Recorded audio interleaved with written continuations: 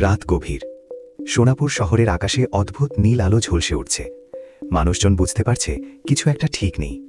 কেউ জানে না কেন, কিন্তু শহরের ঘড়িগুলো অদ্ভুত আচরণ করছে। কোথাও সময় কয়েক সেকেন্ড এগিয়ে যাচ্ছে, কোথাও আবার পিছিয়ে যাচ্ছে।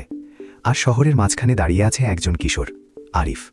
তার হাতে সেই রহস্যময় পকেট ঘড়ি।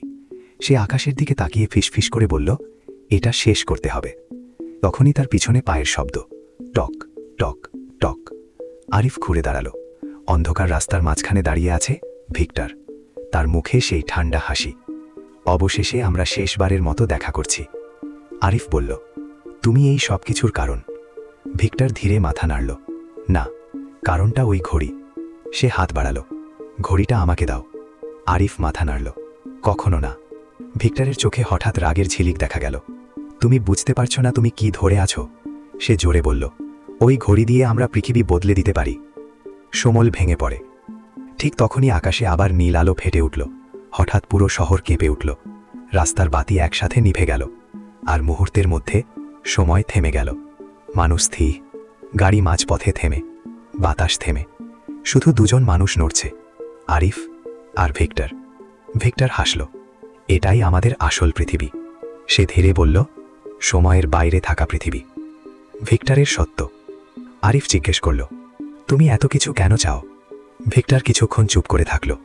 তারপর ধীরে বলল, কারণ আমি জানি সময় কত নিষ্ঠুর। সে দূরের দিকে তাকালো। অনেক বছর আগে আমি আমার পরিবারকে হারিয়েছি, একটা দুর্ঘটনায়। তার চোখ ঠান্ডা হয়ে গেল। যদি আমার কাছে তখন এই ঘড়ি থাকত, আমি সময় পিছিয়ে সব ঠিক করতে পারতাম। সে আবার আরিফের দিকে তাকালো। আমি শুধু অতীত বদলাতে চাই। আরিফের সিদ্ধান্ত। আরিফ চুপ করে দাঁড়িয়ে রইল। সে বুঝতে পারছে ভিক্টরের কষ্ট, কিন্তু সে এটাও জানে, যদি কেউ সময় বদলাতে শুরু করে, তাহলে পৃথিবী কখনো স্বাভাবিক থাকবে না। সে দাদুর ডায়েরির কথা মনে করল। সময় নিয়ে খেললে সময় প্রতিশোধ নেয়। আরিফ ধীরে বলল, সময় বদলানো ঠিক না। ভিক্টর রাগে চিৎকার করল, তুমি বুঝবে না। সে দৌড়ে এসে ঘড়িটা ছিনিয়ে নেবার চেষ্টা করল। শেষ মুহূর্ত। ঠিক তখনই ঘড়ির আলো তীব্র হয়ে উঠল। নীল আলো চারদিকে ছড়িয়ে পড়ল। আকাশে বিশাল সময়ের ফাটল দেখা গেল। মনে হচ্ছে পুরো পৃথিবী ভেঙে পড়বে। আরিফ বুঝতে পারল, এখনই সিদ্ধান্ত নিতে হবে।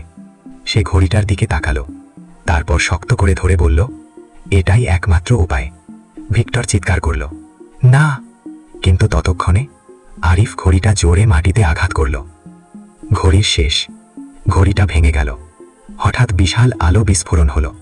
আকাশের ফাটল ধীরে ধীরে বন্ধ হয়ে গেল। নীল আলো অদৃশ্য হয়ে গেল।